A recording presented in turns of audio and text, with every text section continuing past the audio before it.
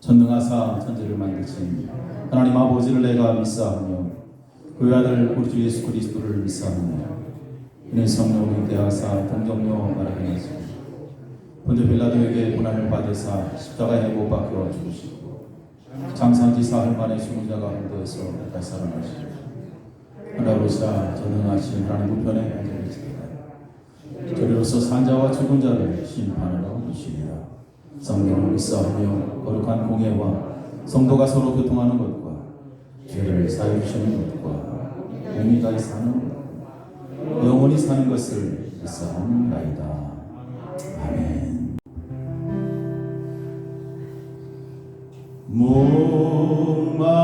목마른 사슴심에 물을 찾아 헤매이듯이 내 영혼 주를 찾기에 갈급하나이다.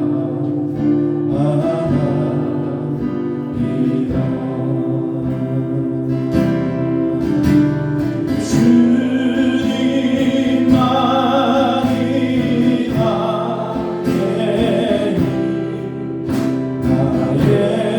방패 나의 장소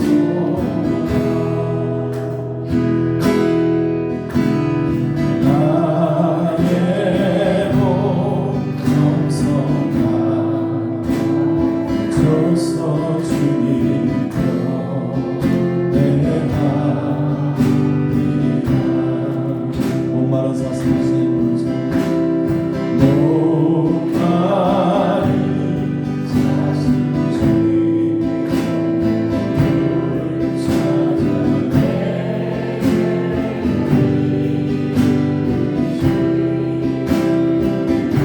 주를 찾기에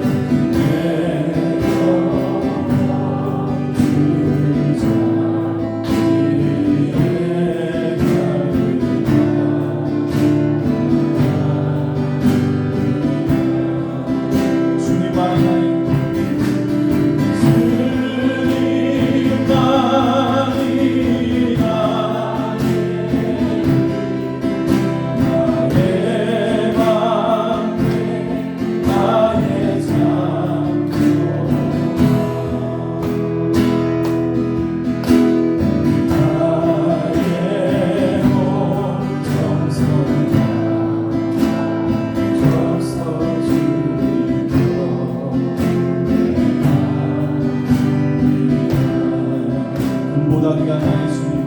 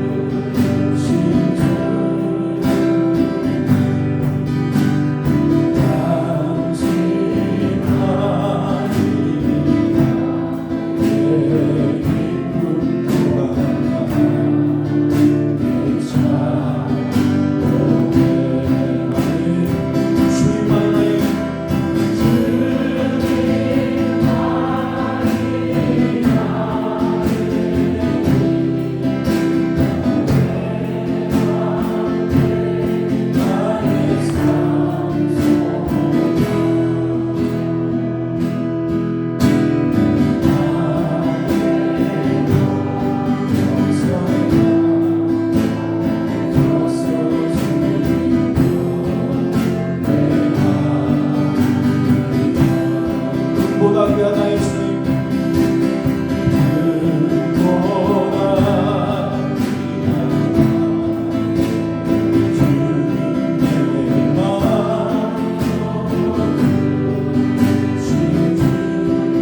당신만이 나의 기쁨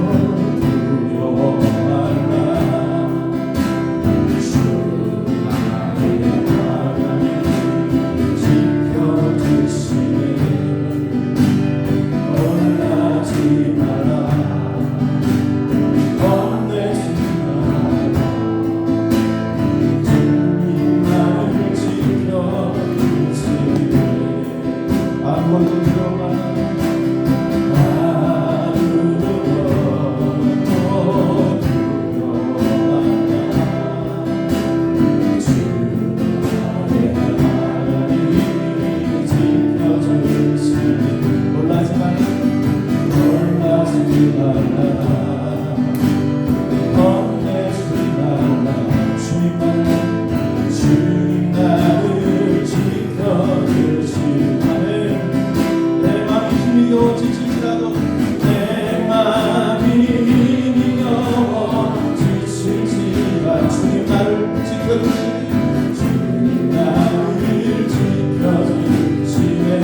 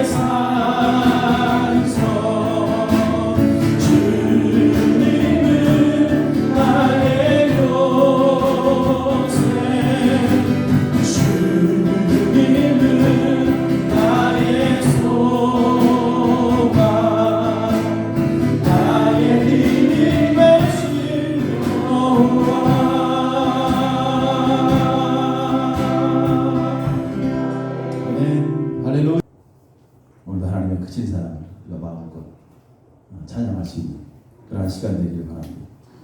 바다 같은 하나님의 크신 사랑 성령께서 우리 가운데 임하기를 소원하며 한번 박수 힘차게 치면서 우리 같이 찬양하시겠습니다.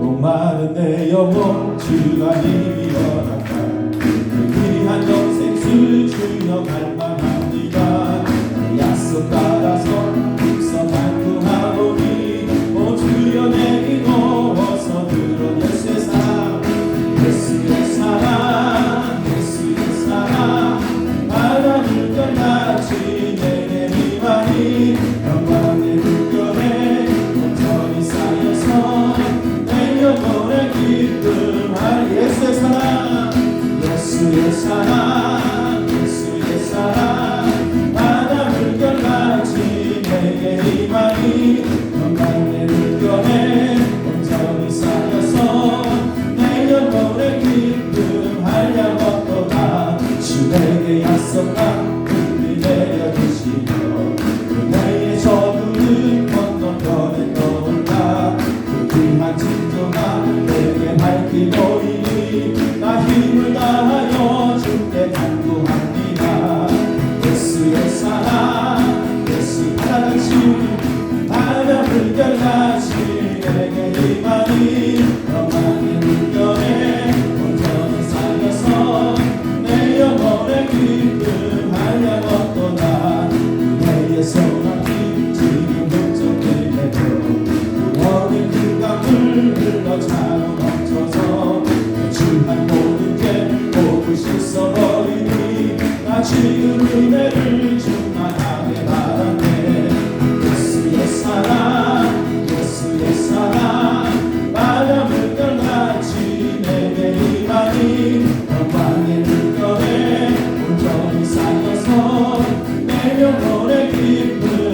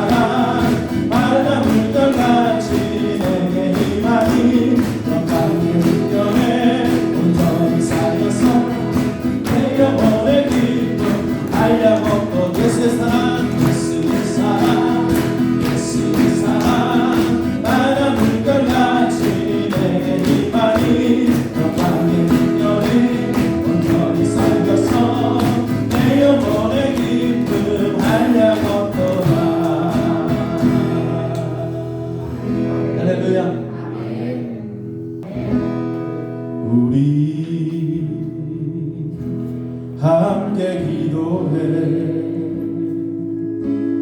주 앞에 나와 무릎 꿇고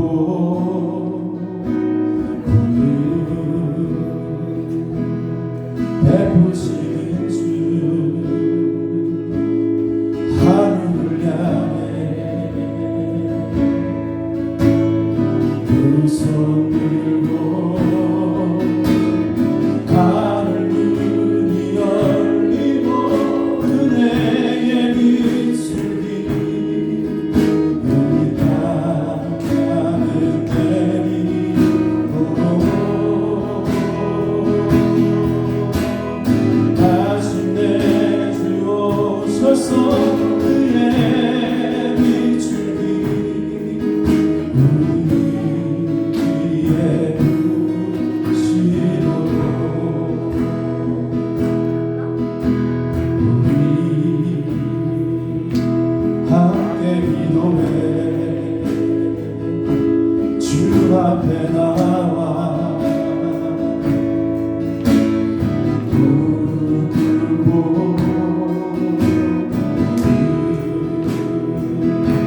베푸시는 주 하늘을 향해 두 손 들고 하늘 문이 열리고 은혜의 비추기 이 땅에 내리고 마침내 주옵소서 그의 비추기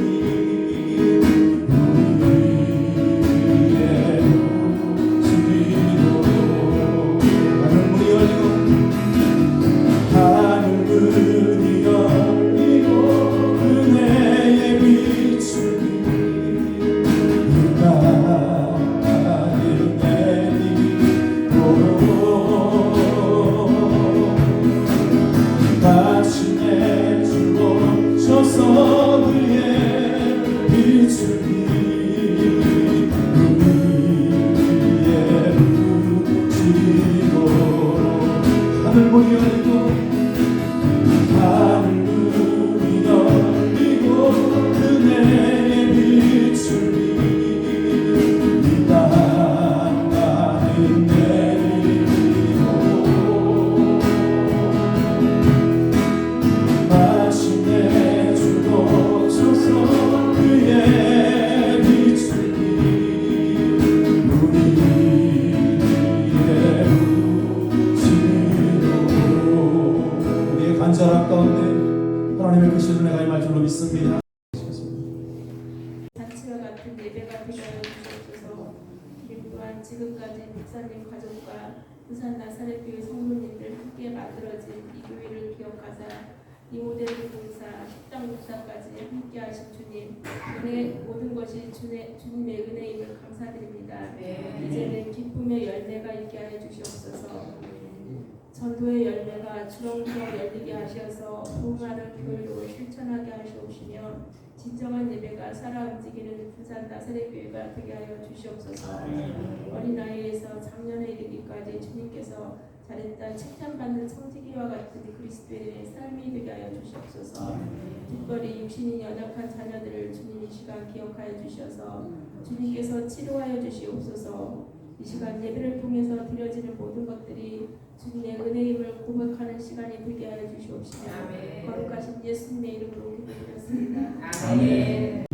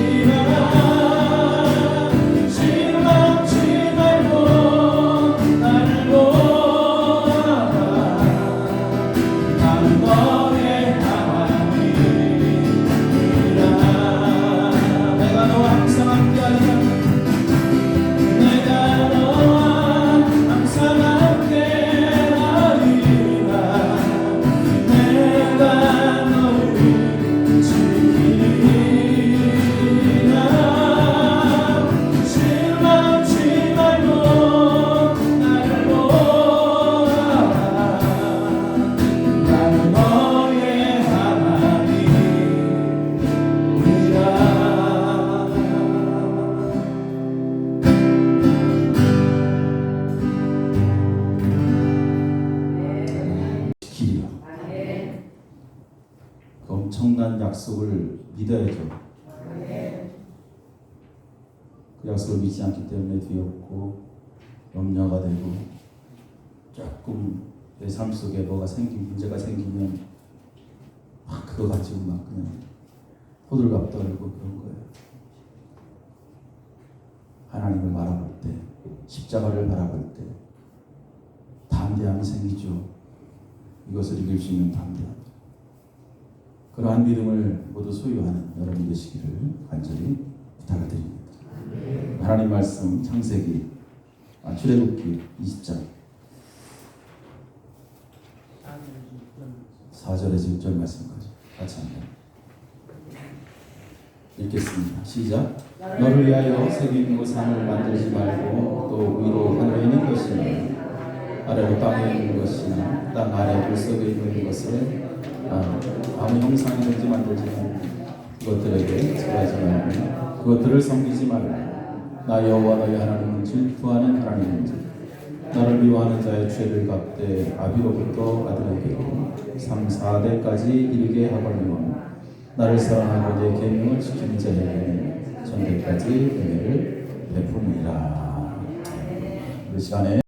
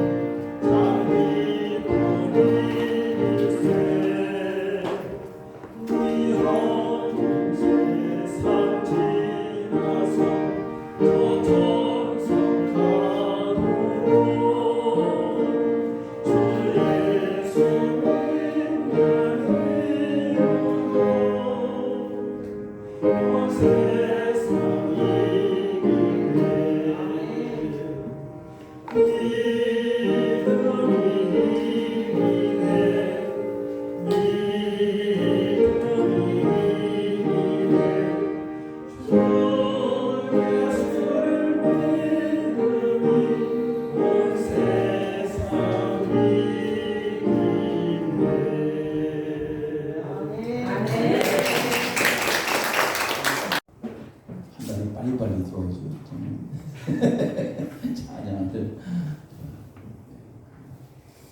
세월이 참 빠르게 지나가는 거예요. 아닌 것 같지만 벌써 올해도 5개월이 지났고 6월이 시작되고 어떻게 지내는지 참 우리 자신들 한번 점검해 보시고, 바쁜 세상 속에서 물론 열심히 세상 가운데 살겠지만 정말 주님을 위해서 살아가는 시간들이 얼마나 있는지 그것도 한번 점검할 수 있는 시간이 됐으면 좋겠고요.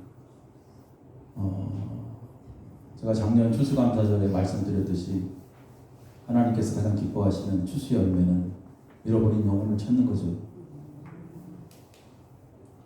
곧 추수감사절에 곧 좀 있으면 금방 10월달이고 11월달이고 이제 12월달이고 또 원치 않아도 한 살 더 먹어야 되고 주님 만나는 날 더 가까워지는 것이고, 올 추수감사절에는 정말 감사할 일 풍성한 추수감사가 될 수 있도록 그렇게 주님을 위해서 지금 하루하루 말씀 가운데 살아갈 수 있는 모습들이 됐으면 좋겠고요. 또 잃어버린 영혼들을 찾아서 정말 하나님 기뻐하시는 그러한 추수의 날이 됐으면 좋겠다. 지금부터 그렇게 준비하시고 살아야 돼요. 그래야만이 좋은 결실을 얻게 될 줄로 믿습니다. 인도의 뉴델리에 동물병원이 있는데 특별히 거기는 새를 잘 고치는 병원이에요. 새를, 다친 새들을 잘 고치는 그런 병원인데, 근데 중요한 것은 돈을 받지 않고 무료로 이제 새가 다치면 와서 고침을 받을 수 있는 그러한 병원이 있습니다. 사실 여러분, 동물병원은 사람들하고 다르게 참 비싸요. 동물들이 아프면 병원에 가야 되는데 사람들은 그 의료보험이 잘 되기 때문에 괜찮은데 동물들은 그렇지 않기 때문에 상당히 비싼데, 아무튼 새들을 무료로 고쳐주는 그러한 병원. 그런데 조건이 하나 있습니다. 그 조건이 뭐냐면 다른 게 아니라 이 고침받은 새를 다시 데리고 가서 새장에다 넣으면 안 돼요. 그게 조건이에요. 아픈 새들을 와서 거기서 고치는 거예요.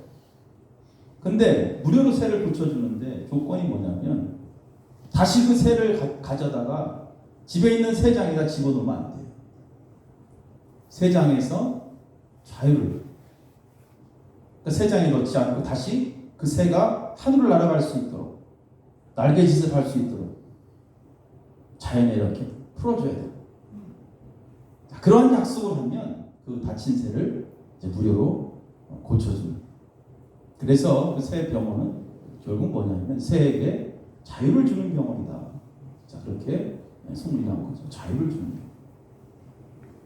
아무리 새를 잘 고치고 또 맛있는 먹이를 새에게 주어서 새를 잘 보살핀다 해도 다시 그 새가 새장에 들어가면 어떻게 될까요? 그 새는 그 안에서 참 자유를 누릴 수가 없는 거예요. 그죠?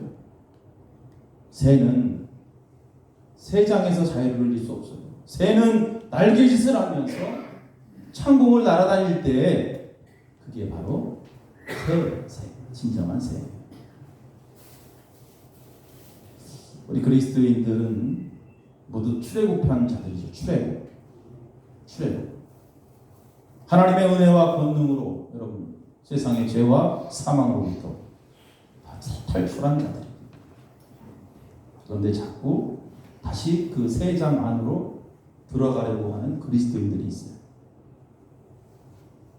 그리스도인의 자유는 세상에 있는 것이 아닙니다. 그리스도인의 자유는 그리스도 안에 있다. 진리가 너희를 자유케 한다. 진리가 우리를 자유케 한다.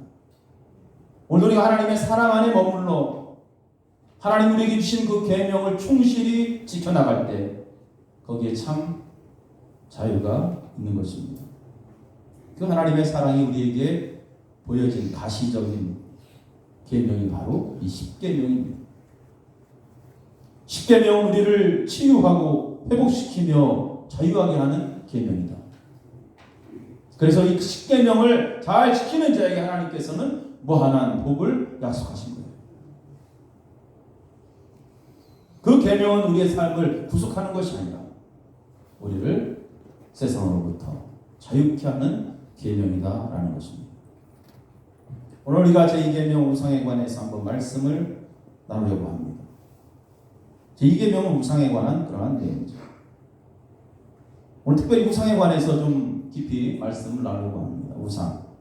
오늘 말씀해 보니까 우상을 만들지 말고 우상을 만들지 말라 이렇게 써 있어요. 누구를 위해서? 너를 위해서. 내 자신을 위해서 우상을 만들지 말라. 그래서 우상이라는 것은 그거예요. 자기의 욕구를 채우는 것. 총체적으로 이야기하면 바로 그겁니다. 자기 욕구를 채우는 것. 우상은 자신을 위한 거예요. 그래서 우상을 다른 말로 정의한다면 바로 탐욕. 탐욕입니다. 탐욕. 우리가 하나님으로부터 만족하며 오늘도 감사하며 살아가야 되는데 늘 불만족하고 감사하지 못하고 또 그러다 보니까 자신의 욕구를 채워줄 무엇인가를 자꾸 만들게 돼요. 또 그것을 사랑하게 돼요. 그렇게 되니까 결국 그것이 우상이 되는 거예요. 그래서 우리가 하나님 앞에 나와 예배하고 하나님을 경배하기보다는 그 우상을 만들어서 그것을 따라가는 거예요. 다시 말씀드리면 우리가 하나님을 지난 시간에 말씀드렸지만 하나님으로 온전히 인정하지 못하기 때문에 결국은 우상을 만드는 거예요. 어떤 사람은 쾌락이 우상이 될 수 있어요. 쾌락, 즐거움, 세상 즐거움. 그래서 예배하는 것보다 이러한 쾌락에 빠지는 사람들은 주일날도 하나님께 예배하기보다는 이 세상 즐거움을 따라서 달려가죠. 세상의 쾌락의 유혹으로 인해서 그는 하나님께 예배하지 못합니다. 어떤 사람은 물질이 우상인 사람이 있죠. 돈이 우상인 사람이 있습니다. 물질이 우상인 사람도 마찬가지죠. 그것을 따라서 결국 하나님께 가야 되는데 그것이 방해가 되죠.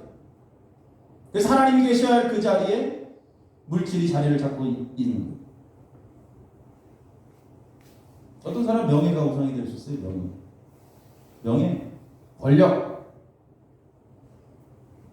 명예가 있고 권력이 있는 사람은 그 우상이 되죠. 그래서 그 우상에게 자신을 맡기죠. 나는 이런 사람이야 하면서 그 권력에 자기를 맡기는 거예요. 하나님께 맡기지 않죠. 그래서 하나님이 계셔야 할 그곳에 명예가 있고 권력이 있고 그것이 있다면 그것은 다 우상이 되는 것입니다. 심지어 가족들도 우상이 될 수 있습니다. 가족이 우상이 될 수 있습니다. 예수님께서도 제자의 조건을 이야기하시면서 너희 가족들보다 하나님의 말씀이 더 우선시 되어야 된다. 친구가 우상이 될 수 있어요. 자녀들이 우상이 될 수 있습니다.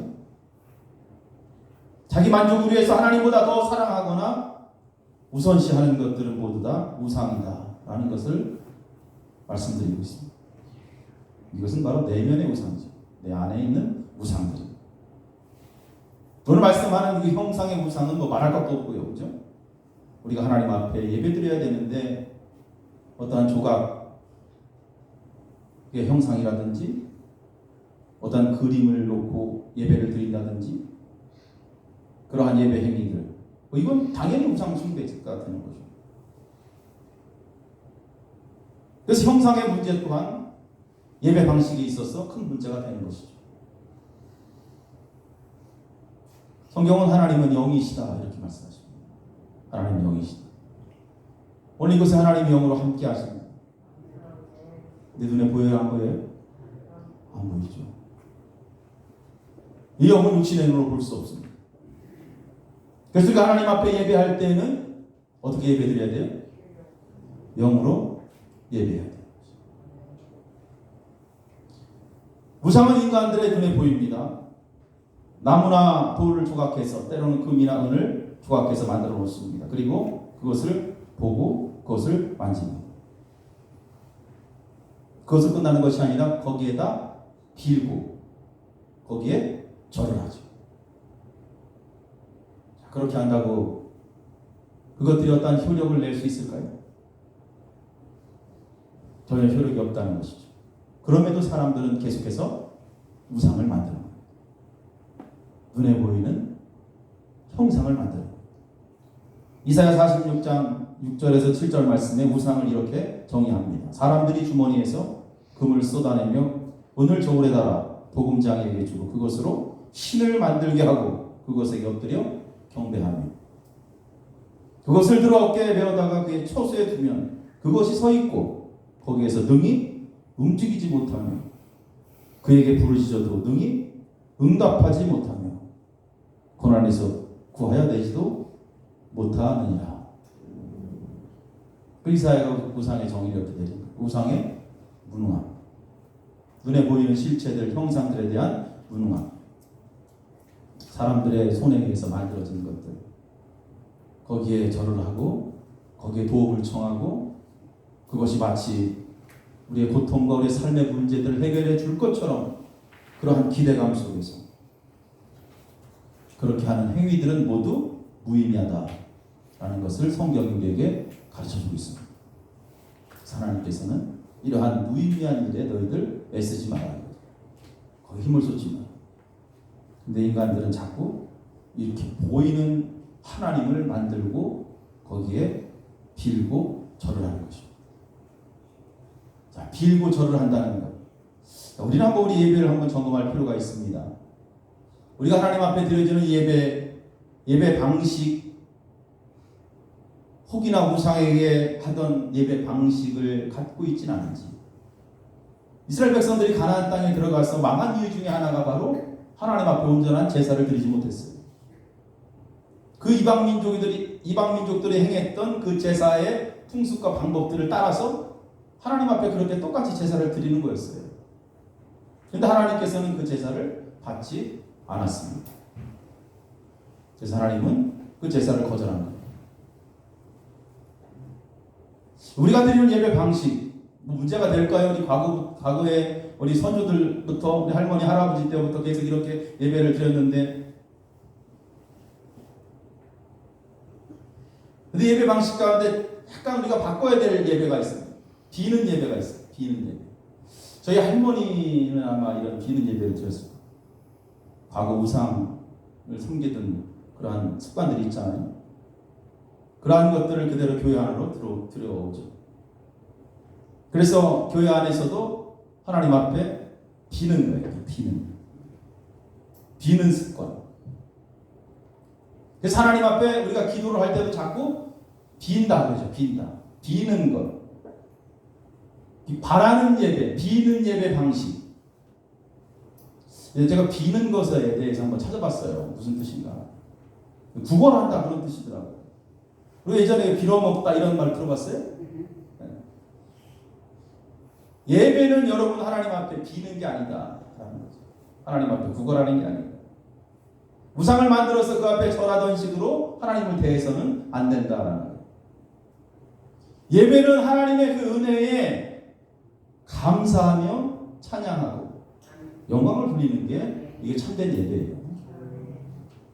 그래서 예배의 핵심은 하나님으로부터 무엇인가 받기 위해서 비는 우상 앞에 절을 하던 그러한 모습이 아니라 예배의 핵심은 하나님 앞에 드리는 거예요. 너의 몸을 거룩한 산 제사로 하나님 앞에 드리라고 그랬잖아요. 예배는 드리는 거지. 그리고 하나님부터 받기 위해서 나오면 그것은 잘못 하나님을 우상으로 만들 수 있다.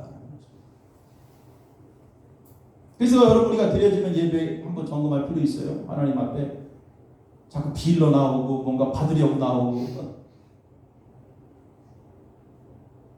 예배 핵심은 드리는 거예요. 하나님 앞에 드리는 거예요. 우리가 빌지 않아도, 여러분 우리가 바라지 않아도 하나님은 더 좋은 것으로 주시고, 우리가 빌지 않아도 하나님은 우리가 하나님의 자녀라는 사실에 그 하나만으로도 우리의 삶을 풍성한 삶으로 인도하시는 거예요. 빌지 않아도 그래요. 그게 좋으신 하나님.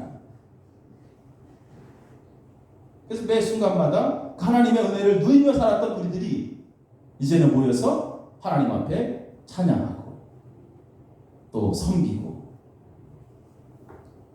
기쁨으로 하나님께 드리는 것, 이것이 바로 예배입니다. 그래서 우리가 하나님 앞에 무엇인가 받기 위한, 문제를 해결하기 위한 그러한 하나님을 그러한 예배 도구로 사용해서는 그것은 하나님을 우상으로 만들 수 있다. 그래서 하나님께 비는 예배가 아니라 하나님께 드리는 예배가 되어야 된다. 비는 예배는 결국 그거죠. 너를 위하여 우상을 만들지 말라. 예배는 우리를 위한 예배가 아니에요. 예배는 하나님을 위한, 하나님을 찬양하고 하나님께 영광 돌리는 시간이 예배예요. 우리의 문제 해결이나 어떤 고통의 문제를 덜어줄 그런 예배로 우리가 모인다면 그것은 탐심의 예배겠죠. 우상의 숭배와 다르지 않습니다. 우리 삶의 문제들은요, 고통의 문제들은 하나님의 자비의 문제예요. 하나님께서 은혜를 베풀어 줄 자는 그 은혜를 받고 살아가는 거예요. 성경들이 가르쳐 주는 거예요. 우리가 빈다고 하나님 앞에 다 해결된다면 빌어야지, 열심히 빌어야지, 교회에 나와서.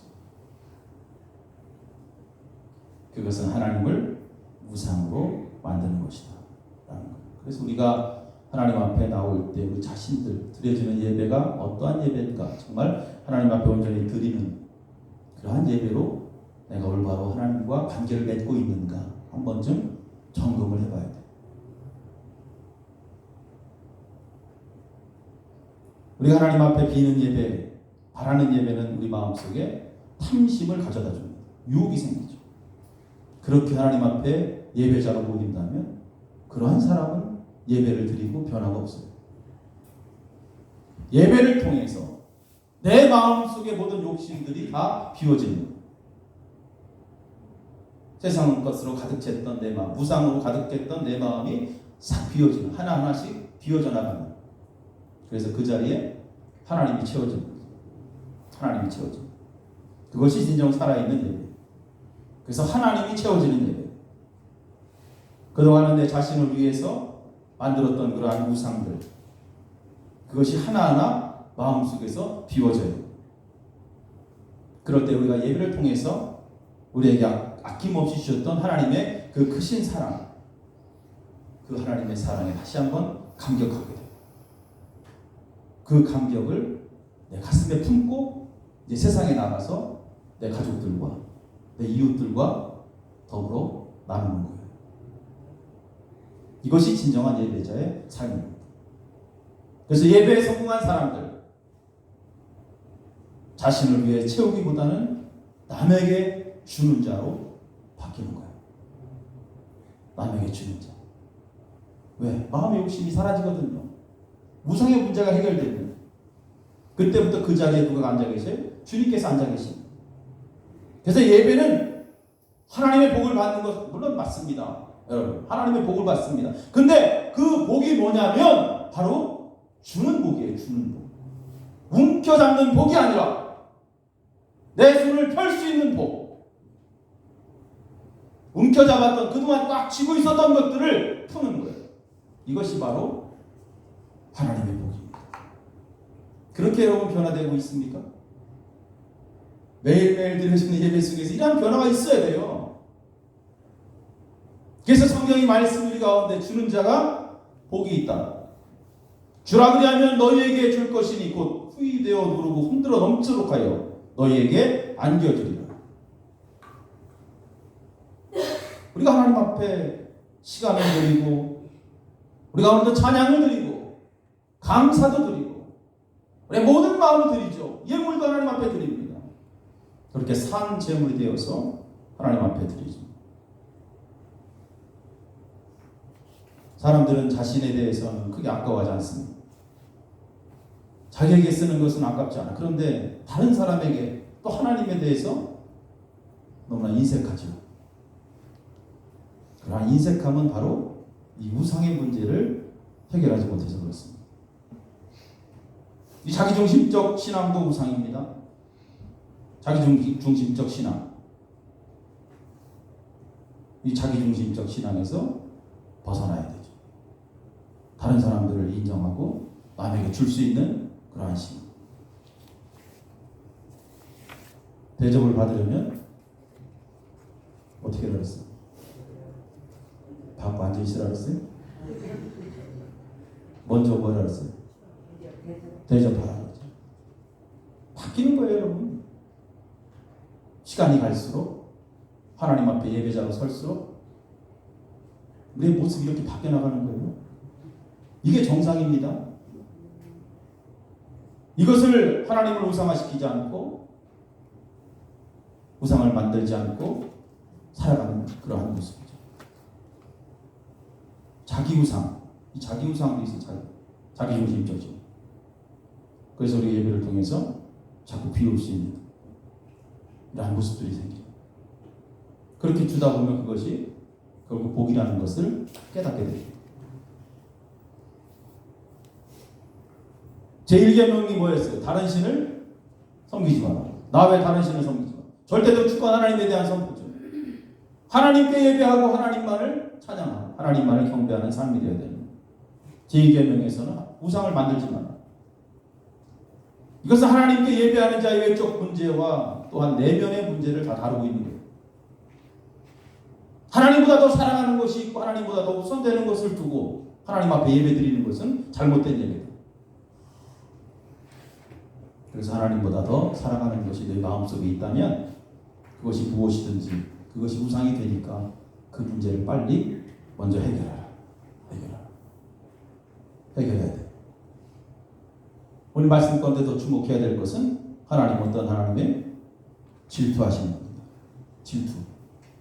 질투하는 거. 질투한다는 다른 표현은 뭐예요? 사랑하고 있다는 거예요. 사랑한다는 거예요. 이걸 다른 해석합니다. 하나님은 우리를 지금도 극진히 사랑하고 있어요. 믿습니까? 사랑하기 때문에 질투하는 거잖아요. 사랑하지 않으면 질투할 필요가 없어요. 굳이 네 맘대로 살아라 이거죠. 그 하나님의 사랑은 생명과 생명을 바꾸는 사랑. 그냥 사랑이 아니에요, 여러분. 하나님을 사랑하신 그 사랑은 그냥 사랑이 아니에요. 생명과 생명을 바꾼 사랑이에요. 그 엄청난 사랑으로 우리가 태어난 거예요. 그 아들 예수 그리스도의 죽음으로 우리가 태어난 거잖아요. 하나님께서 그 사랑으로 태어난 저 여러분들을 보실 때 얼마나 귀하게 보고 있을까. 오늘 이렇게 하나님 앞에 나와 예배드린 여러분들의 모습 얼마나 하나님이 귀하게 보실까, 기뻐하실까. 그런데 그렇게 하지 못하고 우리의 마음이 하나님 외에 다른 것에 있다면 생각해 보십시오. 하나님께서 마음이 아플까? 슬퍼하시겠죠. 생명과 생명을 바꾼 사람. 비교는 좀 안 되겠지만 그래도 어머니와 자녀의 사랑이에요. 어머니와 자녀의 사랑. 그래서 우리는 어머니의 사랑을 늘 간직하죠. 그것은 왜 그렇습니까? 생명과 바꾼 사랑이기 때문에. 근데 요즘 애들은 몰라. 다 병원에서 제왕절개를 낳기 때문에 아무것도 아닌 줄 알고 애 낳는 게 힘들잖아요. 지금은 병원 의술이 발달해서 여러분 아이 낳는 일 아무것도 아니죠. 배 아프기 전에 미리 가서 그냥 수술해서 낳기 때문에 뭐 크게 잘못되거나 문제가 되지 않지만 그래도 여러분 가끔 아이 낳다가 돌아가시는 분들이 있어요. 애 낳다가 돌아가신다. 예전에 병원이 그렇게 흔치 않았을 때는 다 집에서 아이를 낳죠. 집에서 아이를 낳던 시절 어머니가 배가 이만큼 나와가지고 이제 아이를 낳기 위해서 방 안으로 들어가서 문지방, 옛날에 문지방 있었잖아요. 이렇게 문지방 신발을 놓고 문지방에 올라가서 그 신발을 이렇게 몇 번 쳐다봤대. 여긴 안 계신가 봐. 하나님 은혜로 그냥 아이를 잘 하셔서. 근데 이 신발을 몇 번 쳐다봤대. 신발. 왜 그래요? 내가 다시 신을 수 있을까? 저 신발을. 내가 아이를 낳고 이 방문을 나와서 저 신발을 다시 신을 수 있을까? 그래서 이 어머니가 방에 들어가면서 그 신발을 쳐다봤대요. 자신의 생명과 자식을 바꾸는 거예요. 그 문을 열고 들어가는 것입니다. 생명을 내놓는 거예요. 그렇게 낳은 자식. 눈에 넣어도 안 아프잖아요. 그 자식이. 지금 그래서 이 산부인과에서 좀 아프게 자식을 낳게 해줘야 부모가 자식을 잘 키울 텐데 말이야. 거절하니까 문제가 되는 거야, 애들도. 십자가로 다시 태어난 우리. 그 십자가는 여러분 산모의 진통과 비교할 수 없어요. 비교할 수 없는 고통의 십자가. 그 고통으로 저와 여러분들이 다시 태어납니다. 우리는 그 사실을 오늘 믿고 오늘 하나님의 자녀가 됩니다. 그렇기 때문에 하나님 보시기에 얼마나 귀하고 좋을까. 눈에 넣어도 안 아플 정도가 됩니다. 할렐루야. 그런데 그 하나님의 사랑을 잊어버리고 오늘도 자신을 위해서 우상을 만들고 우상에게 절을 하고 그렇게 사랑한다면 여러분 하나님 가슴이 찢어질 거예요. 찢어질 거예요. 그래서 그 하나님께서 질투하심으로 오늘 말씀 보니까 그러한 자들에게는 반드시 저주가 임할 것이다. 저주가 임할 것이다. 우리가 하나님의 자녀라고 말을 하면서 하나님만을 섬기지 못한 그러한 모습, 주님을 위해서 살지 못하고 스스로 우상을 만들고 살아간다면 반드시 그러한 자들에게 하나님께서 심판하실 것이다. 믿지 않는 사람들과 다르지 않아요. 몸만 교회에 왔다 갔다 하는. 나중에 이사야에서 강의하게 되면 말씀드리겠지만 그냥 마당만 성전 마당만 밟고 왔다 갔다 하는 이스라엘에서 믿지 않는 사람들과 다르잖아요. 어떤 형상의 우상, 돌이나 나무나 그림, 조각을 만들지 말라. 그래요 하나님, 난 만들지 않았습니다. 우리의 조각상도 없고요. 나는 우상도 없어요. 이런 거 만들지 않았습니다. 라고 안심해서는 안 돼. 이 내면의 우상도 해결해야 돼. 내면의 우상도 만들지. 자존심도 우상이 될 수 있어요. 하나님 앞에서 뭔 자존심이 있어. 다시 말씀드리지만 자녀들, 물질, 어떤 사람 일이 우상인 사람도 있어요. 명예, 권력, 이 내면의 모든 우상에서도 자유하라. 만들지 마라. 그리고 온전히 하나님을 사랑하고 할렐루야. 먼저 하나님의 나라와 의를 구하라. 그러면 천대까지 너의 자손을 축복하리라. 도전되잖아. 얼마나 감사해. 나를 사랑하고 내 계명을 지키는 자에게는 천대까지 은혜를 베푸니라. 받길 소망합니다. 기도하시겠습니다. 우리는 어떤 형상의 문제를 우상의 문제로 다루고 그동안 우상을 만들지 않고 그것들에게 절하지 않았습니다. 그러나 하나님 눈에 보이는 우상도 있지만 눈에 보이지 않는 우리 내면의 우상, 이것도 중요한데 그것을 크게 중요하게 생각하지 않고 살았습니다. 오늘 다시 한번 우리의 신앙을 점검하기 원합니다. 우리가 스스로 마음의 우상을 정리하지 않으면 하나님을 온전히 섬길 수 없고 하나님 앞에 온전히 예배할 수 없음을 분명히 합니다. 하나님보다 우선되는 모든 문제들을 하나씩 정리하게 하셔서 우리 남은 인생 하나님을 예배하며 섬기는 삶이 정말 우리 인생에 있어서 가장 중요한 일이 되도록 우리를 그렇게 인도하여 주시옵소서. 감사드리며 예수님의 이름으로 기도합니다.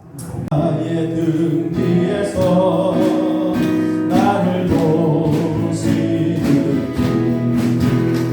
나의 인생 위에서 지치고 고나요 매일처럼 주저한 것이 그대 나를 밀어주시네. 그러나